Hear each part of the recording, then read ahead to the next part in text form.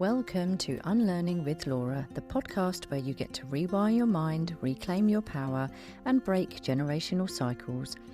I'm Laura Stiles, clinical hypnotherapist and mindset coach, and founder of The Mindful Generation, the place where parents come to transform their lives and live with more purpose and freedom.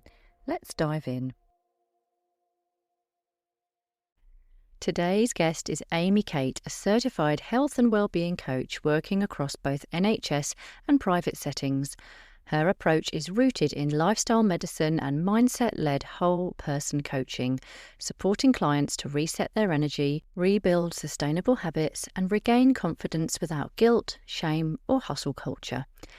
Aimee believes in empowering people to reconnect with their bodies, upgrading their well-being, and make space for the life they actually want to live, one step at a time. If this episode supports you, please do like, share, or subscribe. It really does help me out as a small business owner. And without further ado, I hope you enjoy the episode. Hi everyone, welcome to this week's episode. Today I'm speaking with the lovely Aimee Kate from Aimee Kate Coaching, and I have worked with Aimee in the past. She is brilliant and she knows everything about hormone health and looking after your body and mindset coaching for women. And correct me if I'm wrong, but it's all about kind of like biohacking women's hormone health. Am I right? Is that the right word to use? Yeah, absolutely. Yeah, all things lifestyle, mindset, and optimizing health, biohacking, all of that good stuff. Optimizing was the word I was actually looking for. Optimizing women's health, but I went with biohacking because that's such a trendy word, isn't it? It is, yeah.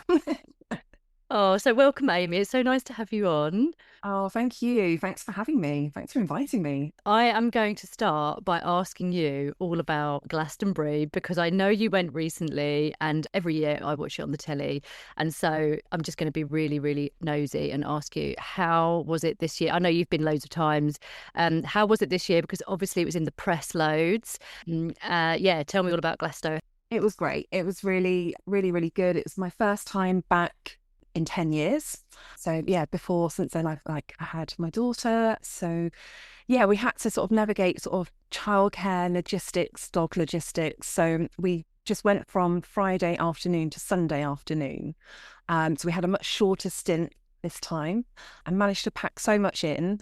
But equally it was very, very warm, but we had some really great camping facilities. I was lucky enough to be in sort of some crew camping area with electric hookup and nice. Fridge and all of that. So we did it. Yeah, we did it in style. Yeah, that sounds lush. So your partner, is it your husband or your partner that does the... So they do the website. They just do the Glastonbury website. Okay, right. So, yeah, no, I was looking, there was that really mad like installation of like that huge bug thing, and I was looking at that. And well, that's who I used to work for.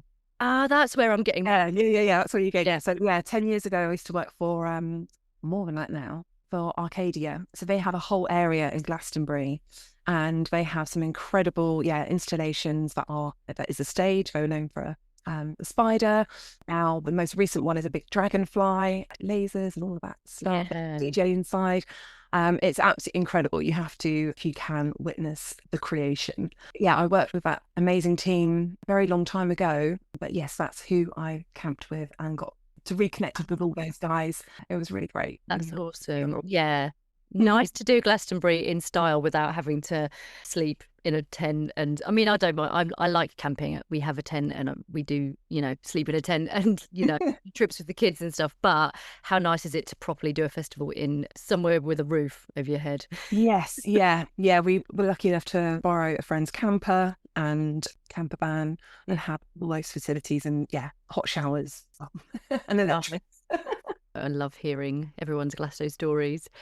Mm-hmm. Fab. Let's dive into women's hormone health, and let's first of all hear about what you do. Like, you've been doing your coaching for quite a while now, haven't you? Has it been like a few years maybe? 4 or 5 years now. So we did the same certification program, the mindset stuff. So Mindset Coach Academy, wasn't it? Yes. So I did that 4 years ago, and then more recently last year sort of pivoted a bit into health. So I did a health coaching diploma with the College of Naturopathic Medicine.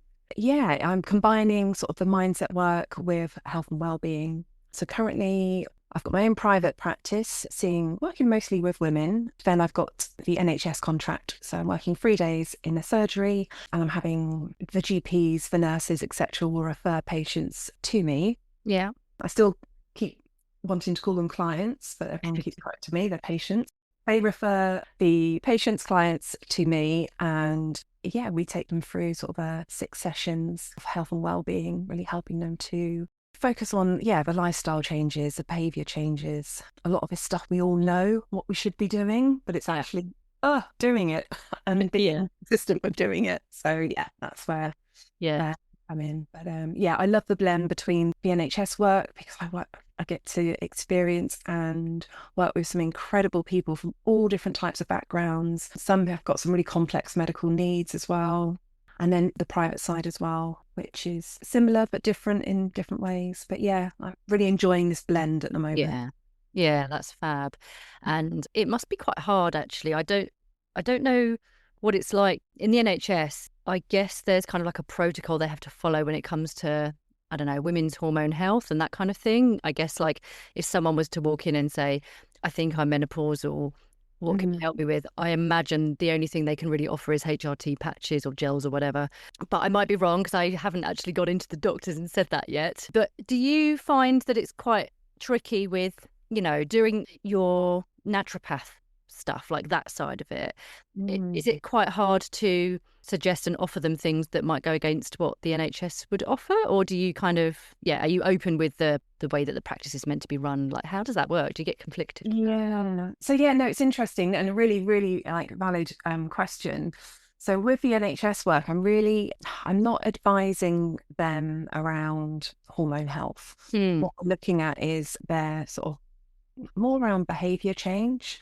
Okay. So it's around the lifestyle. It's really looking at the fundamentals of the sleep, the stress, nutrition, the movement. So all of those are the areas that we focus on, and it's helping people to take those steps to improving those areas. And it's so surprising, but loads and loads of people really struggle with these sort of fundamentals, with these basics, and they sound easy, but then it sounds simple, but it's not easy to implement and do, especially when you're super busy. You've got all these other responsibilities, especially as a parent, a caregiver. There's a lot to navigate, and often we can kind of put ourselves and our health kind of a bit further down the list, and we can drop the ball quite easily. I imagine that stress must be the biggest one. I mean, I might be wrong, but like out of all of those things, when it comes to sleep, I don't know, maybe this is just because of like how I live and what I do with my kids. So like my son last night was saying, I'm finding it really hard to sleep because it's still so bright. And he's just been finding it hard to fall asleep recently. And I was like, oh, Fred, what we haven't done for a while? We haven't done any hypnotherapy, because there was a point where I would just say lovely, kind words, and it would really help him to relax into sleep. And I kind of forgot to do it, just stopped doing it for whatever reason.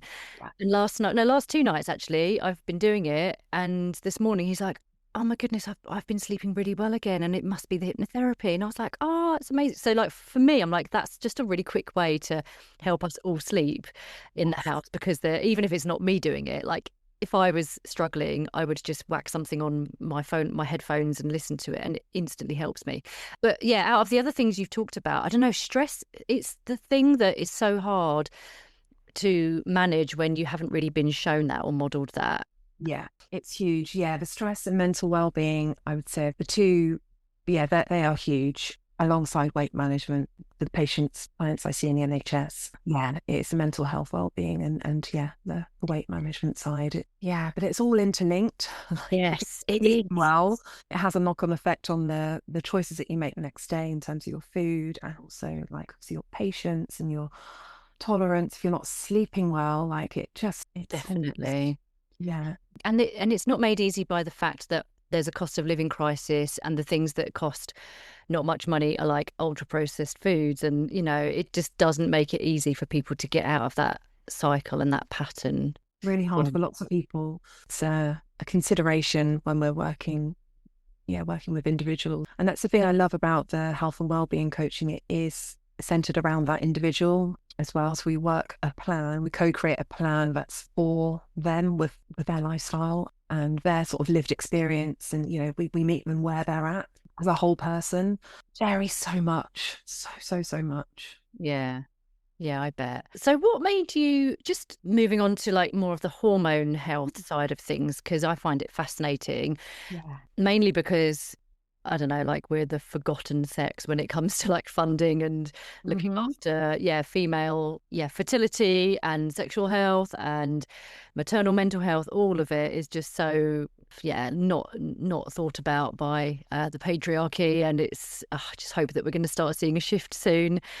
So, what made you kind of want to go down that route? Did you have anything that happened to you that made you want to go down like the hormone route for helping others?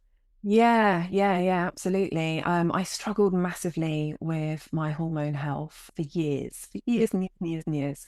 And you know what? For a long time, I thought there was something wrong with me. Like I didn't really understand what was happening at the time. But now knowing what I know and looking back with that insight, I'm like, oh my gosh, yeah, if only I had known what was at play. I just kind of thought, oh, these are my cards. I've been dealt with. Like, that's just me. I've got horrendous periods. It's taken me out for like 2 weeks of the month. I can't control my cravings. I'm eating, uncontrollably.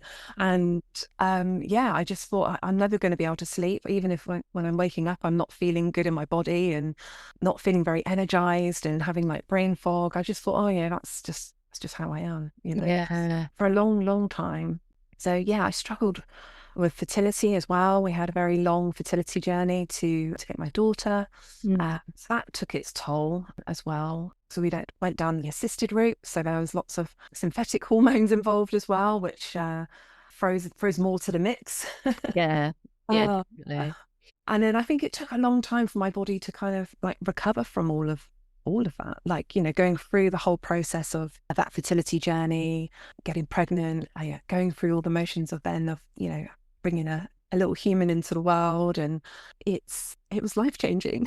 Yeah. Yeah. It's hard enough when it's all done naturally without like having hormone kind of Mm. imbalances or whatever. But yeah, when you kind of have challenges with hormones before you've even started your fertility journey, it's hard work, isn't it? When I look back actually at my teenage years, I definitely think I would have had some sort of, I don't know, imbalance or something going on. Like for me, it was just like quite bad PMS and just feeling angry a lot. And Yeah. I don't know, just it'd be interesting to know.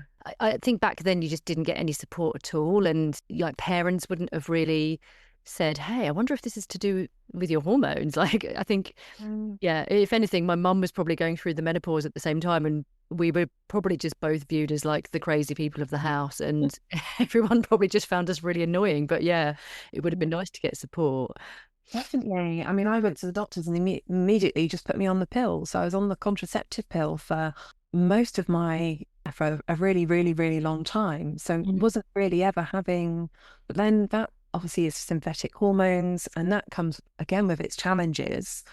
Yeah, I remember having all sorts of different types of pills or try this one, try that one. And it was all just, yeah, take this and it should be okay. But at no point was there ever any inquiry to like, what's the root cause of this? Or like, what's going on here? Like, what are you doing with your lifestyle? And like, but I think, yeah, lots of us probably experience a similar thing. If you've got a problem with your period, just put her on the pill and like, off you go. Yeah. Yeah. It's frustrating, isn't it? Yeah. That's why I love hearing more about like naturopathy and homeopathy and like just the way we would have done things before we had all of this. I was going to say fake medicine. It's not fake. And I know that a lot of medicine and pills are based on plants as well, but it's Yes. just a lot of it has got things in that are not helpful. And I always try and choose like more of a natural way to fix things. Yeah, definitely. And one of the things that really, really helped me was to understand like what was going on in my cycle and yeah, what was really going on. I mean, I was tracking my cycle for years anyway, just for trying to get pregnant, but really just focusing on, is my period going to come and when am I ovulating? Yeah. I literally and had no idea that there was other things going on within my cycle. And actually what I was feeling, like the anger, the sadness, the happiness, the tiredness was all cyclical. Yeah. It was just like a bit of a penny drop moment. I was like, oh my gosh, this is cyclical. It doesn't last forever. I'm Mm. not going to be this angry, crazy person who just is not okay forever. It is Yeah. momentary, and it follows a pattern. And that for me was like learning that and diving into that and really leaning into those different phases of our cycle. Yeah, was really, really game changing. For me, it taught me that I'm cyclical, and we're not built to be the same person, giving out the same energy and being this happy, chirpy person 24/7. Mm. Society will kind of want us to be. We're dynamic. We have all these different feelings and emotions, and it's okay. Yeah, it's more than okay. It's Yeah. perfect. It's brilliant. And that's why we're magical, because we're able to nurture our children and, just to be that kind of well-rounded, nurturing human, which I think is what we need in order to sort of balance the masculine and the feminine. And Yeah. yeah, it's a wonderful thing. And I think working with your cycle is it has been game changing for me as well. I've been doing it for a while now, and I started plugging into my diary. Do you know what? I think it actually could have been because I'd downloaded your free cycle syncing, Ah, yes. guide a while ago.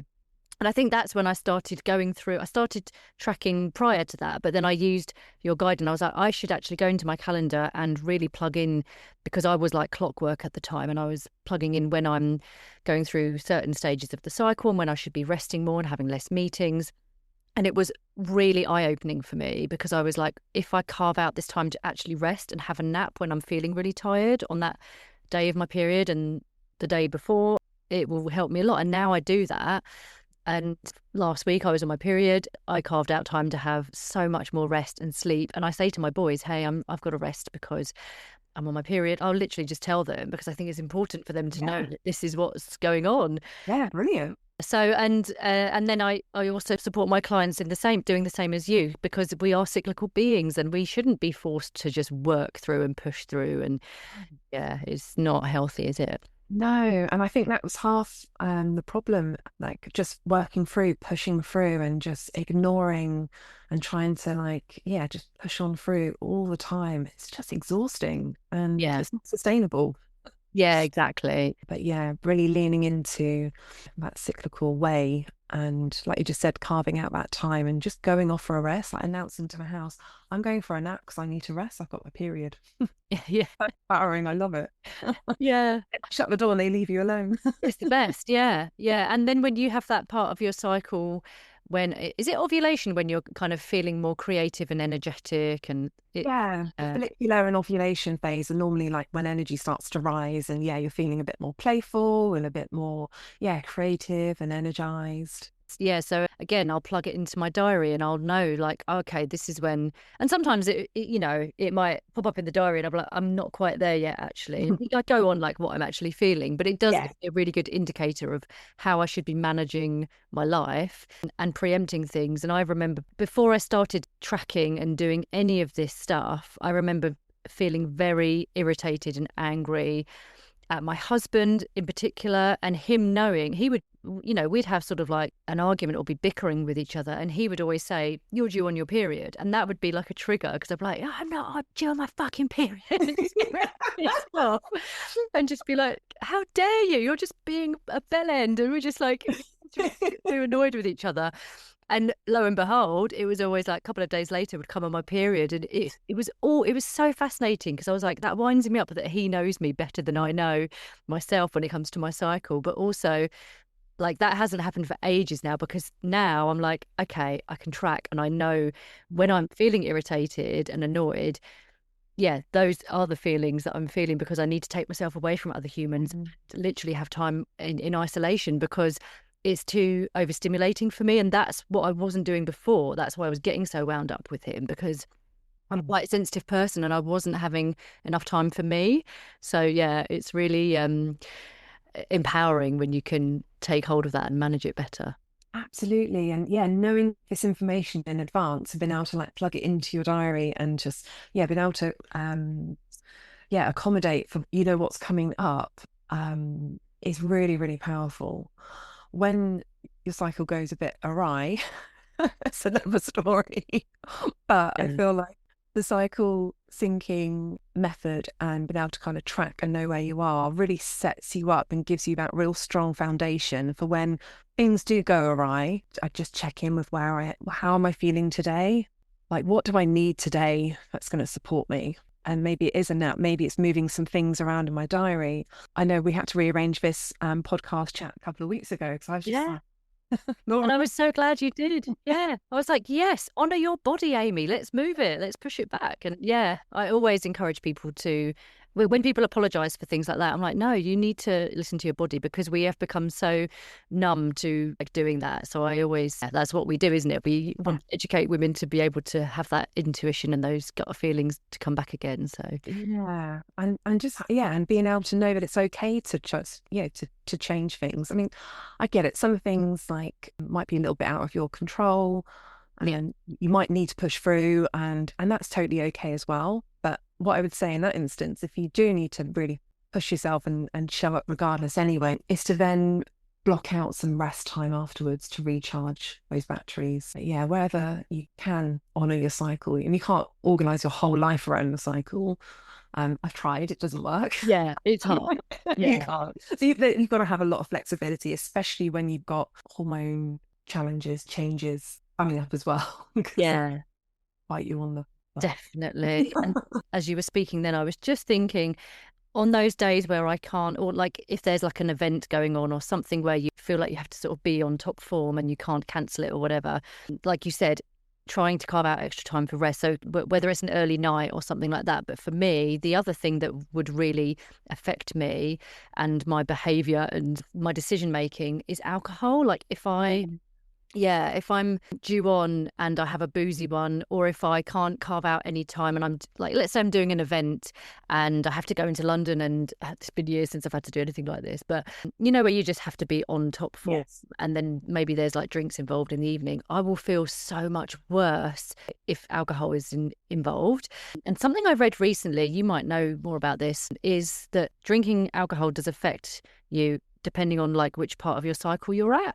Yeah, do you know about that? Yeah, I mean, how we metabolize alcohol changes as we get older. Well, so yeah, it can really impact. It's a massive hormone disruptor, annoyingly.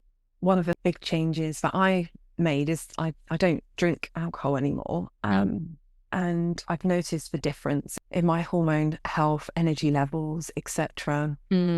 Massively. But yeah, you're right. I don't know which part of the cycle in particular. I think at any point, I think definitely pre-menstrual, your body is a lot more sensitive. But that, for me, that was when I probably want a drink because I was annoyed. Or just like, and that's probably the same for a lot of women. I think the stress levels get heightened, they get annoyed, they're irritable. Once kids have gone to bed, they just want to have some wine, and then that probably makes them feel so much worse the next day because you're at that point in your cycle. So yeah, it's frustrating, isn't it? It's a cycle I was stuck in for quite a while. I didn't want it to be, I knew it wasn't helping deep down, but I ignored it for ages.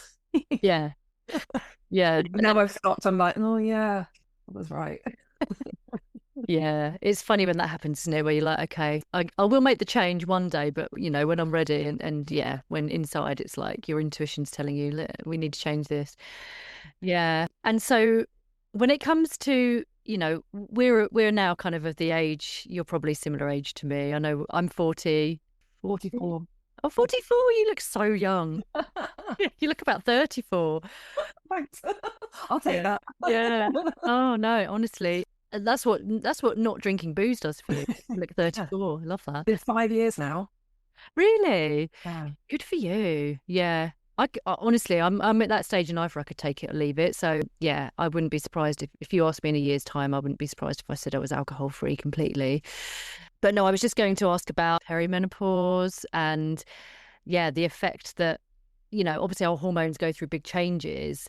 And I was going to ask actually something quite specific, and I don't know if it might come up in your kind of private client work, but are there ways that we can try and manage the symptoms of perimenopause, menopause with food and diet? Like, can we be putting more, I don't know, of something in particular into our bodies at Yeah. a certain stage of the cycle or just throughout life in general? Like, is there something we should be eating more of or managing better? Yeah, what would you say about that? Yeah, yeah, it's definitely so much that we can do sort of lifestyle and food wise. And for lots of people, they can't take any HRT for whatever reason. Mm. Um, and it's about supporting our body in the best way possible to go through this transition. And yeah, one of the things around food is avoiding ultra processed foods. I think I'm going to say is probably not going to be a surprise. Yeah. Avoiding the refined sugars, the Yeah. carbs. Yeah. As we go into menopause, we become more, the way that we metabolize sugars and carbs is different. So it's sort of insulin resistant. You can be, yeah, really impact the way that we process foods. So in terms of what to focus on, it would be healthy fats, because our bodies need healthy fats to produce hormones. High quality proteins. The Yeah. high quality proteins, would they be from meat or would it be more from What your beans? preferences? Yeah, Yeah. preferences. I mean, some people are meat eaters, some people are not. Yeah, So true. Yeah. I mean, if it's high quality, I mean, like if ideally it would be like grass-fed beef. Okay. Yeah. Yeah. Yeah, So well filled. ideally, all Yeah. yeah, organic, but that's not always possible. So I think one of the key things that I noticed time and time and time again, actually, I think we worked on this, is increasing protein levels, because it helps with our how full we're feeling, cravings. Yeah. That did make a huge difference when we worked together last year. Just for the listeners, Aimee coached me through and supported me with, well, I think my goal was to feel more energized and to stop reaching for things like, it wasn't so much sugar, like sweets and things. It was like crackers and crisps and savory like carbs, wasn't it? Yeah. Aimee was brilliant at educating me on just finding the balance, really. And I definitely didn't have enough protein in my diet. And then, yeah, both me and my husband worked together to implement much better meal planning. And I think this is where people come unstuck. It's like you have to put in a bit of effort with like meal planning and, like you said, sourcing the right foods and ensuring that it's not just going to be, I don't know, something that's like packaged up as like, hey, this is great for protein, but really it's just, yeah, processed crap. And yeah, for me, I was really struggling with that kind of evening binging of things that were like salty and carby, and just, yeah, the refined stuff felt like a treat. And instead, I think I was eating more protein, and instantly, oh my God, my energy level, just thinking back now to, I think I swapped my lunches from like sandwich and crisps to a salad that had protein in, or something else that had more protein than carbs. And I had so much more energy in the afternoons. I felt so different. It was Yeah. great. It makes a huge difference. It really does. Everyone is, well, I say everyone, but literally most people are not having enough protein. So Yeah. that's a thing that you can, yeah, look at straight away. So having protein with every single meal. If you're having carbs, like always have it with something else, like a healthy fat or protein. Because if you have carbs on their own, they just instantly turn into sugar into your body. And when we have too much sugar, it then just stores it as fat. The other things that are helpful are like magnesium rich foods, so like your dark leafy greens and yeah, dark chocolate, spinach, that kind of stuff. Mm. Yeah, and yeah, protein rich foods, yeah, healthy fat. What about berries? Are berries something that, I don't know if they're magnesium rich. I guess they probably are if it's blueberries because they're dark. I'm just making. Yeah, they're full of antioxidants. Oh, yes, they are, aren't they? Yeah. And yeah, they're great. They're really, really great. And also Yeah. the fiber rich foods, because that helps eliminating all the excess hormones in our bodies. Mm. So that elimination process.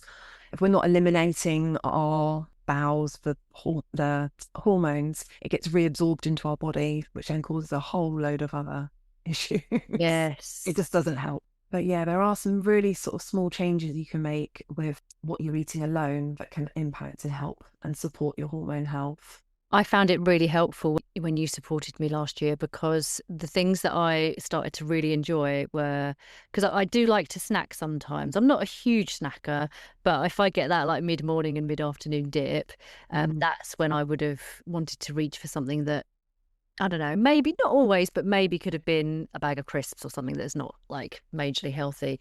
And you gave me that protein ball recipe. Oh, yes. Yeah. Yeah, it was so good. It was so nice. In fact, I might put it in the show notes if people are interested, because I think I've Yeah. got it somewhere. I might link it. Every now and then I'll have a cacao in the evening, and I had some of my little cacao nibs, and I think I would put some of that in it, and desiccated coconut, and I think there was protein powder. So yeah, and that honestly like fills you up. Even just one of those is quite filling. It's enough to Yeah. keep you off till lunch. Yeah, absolutely. And yeah, they really do fill you up, and it's just full of goodness. It's full of whole foods Mm. that haven't been messed around with, and it's tasty, and yeah, you can play around with the ingredients of it as well, to make sure it kind of hits those spots. They were really good. And you've mentioned magnesium and, obviously like balancing the diet, protein and that kind of stuff. If you could give like one or two tips to anyone, because I know some of the listeners are perimenopausal or perhaps just thinking about even looking after their hormone health in general, what kind of tip could you give, like one or two tips that they could do today to help them, or maybe a lifestyle change that would really help them on their way? Yeah, gosh, there's so many to choose from. Put you on the spot now. Or you could reel off, like, it doesn't have to be one or two. Reel off all of them if you want. Yeah, I think the key thing really is watching those ultra processed foods. Mm.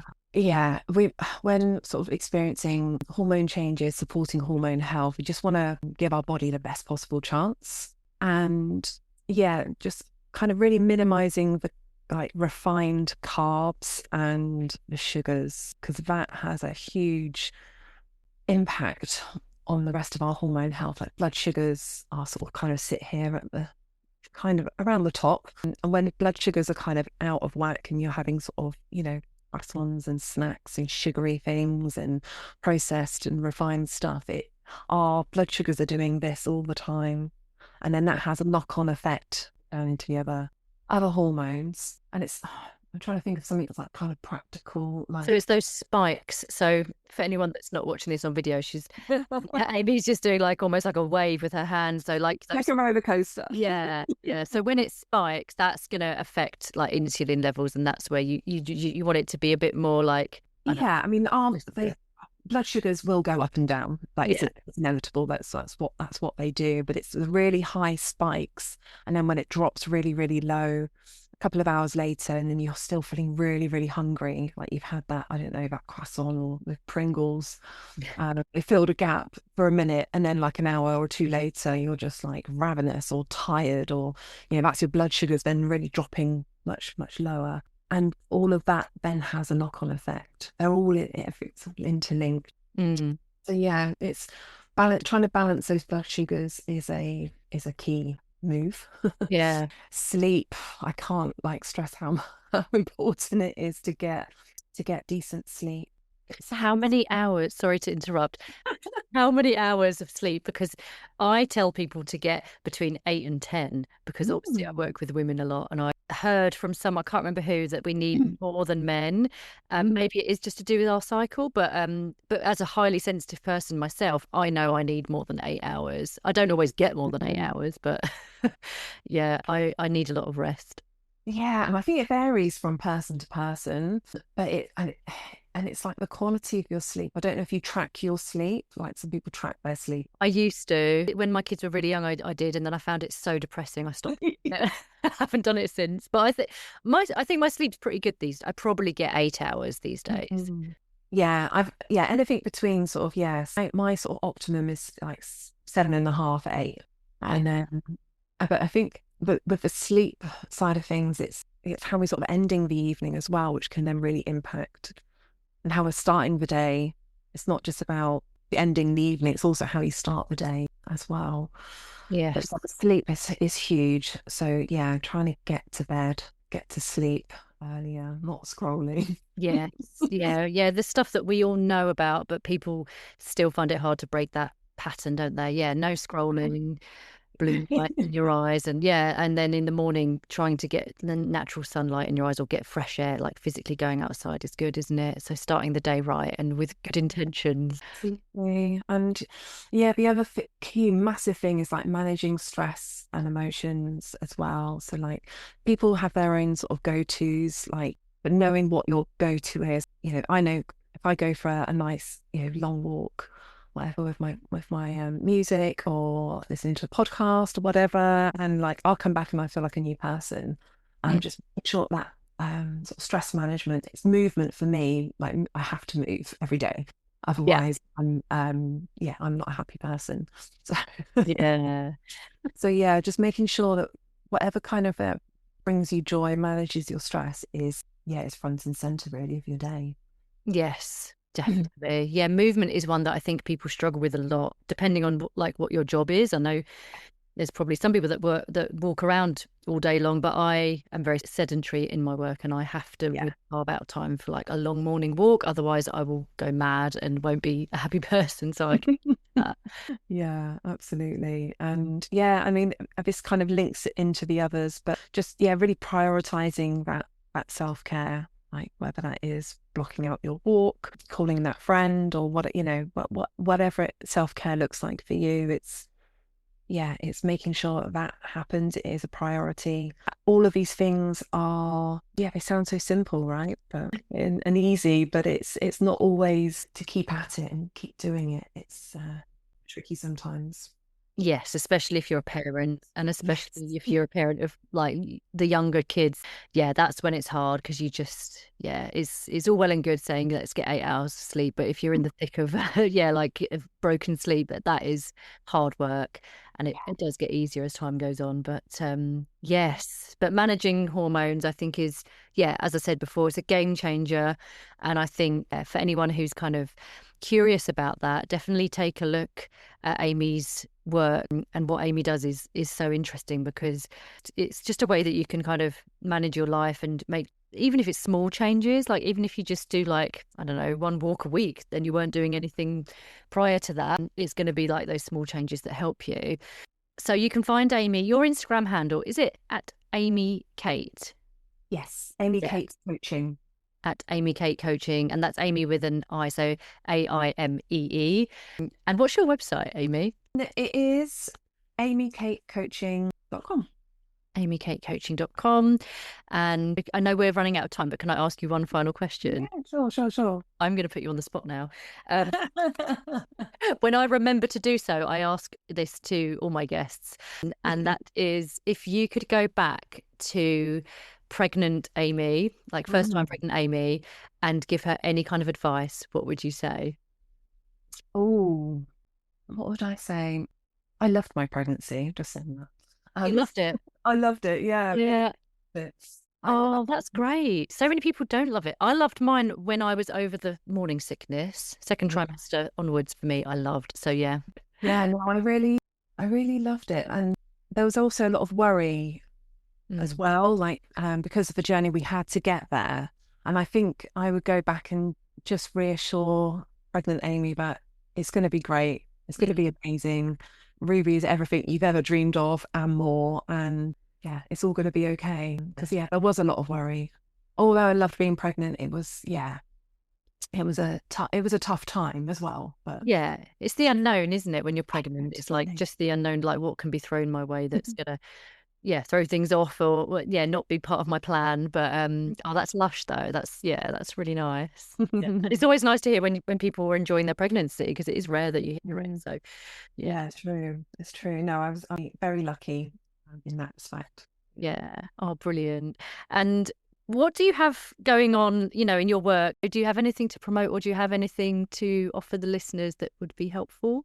Yeah, absolutely. I've got some free resources on my website, one of which is the cycle strategy, which really dives into and goes a bit more deeper into, our cycles and how we can support ourselves, and some actionable steps to do that. So that's completely free. There's another sort of meditation on there. So that's the free stuff. And I've got an online flowful mindset and wellness toolkit, which is low cost but really, really high value, and full of so many useful tools and tips. They're all like my clients and mine's favorites, all in one place, all in one portal. So there's that. And then I've got a one-to-one coaching program called the Glow Up Pathway. Nice. And I've got some spots opening up in September. So yeah, Ah. that's what I've got going on. Lovely. Oh, that's fabulous. I will put the links to those in the show notes. But yes, please check out Aimee and the work that she does. She's anything to do with hormone health, cycle syncing, cycle management. And yeah, Aimee knows it all. And also like balancing your diet.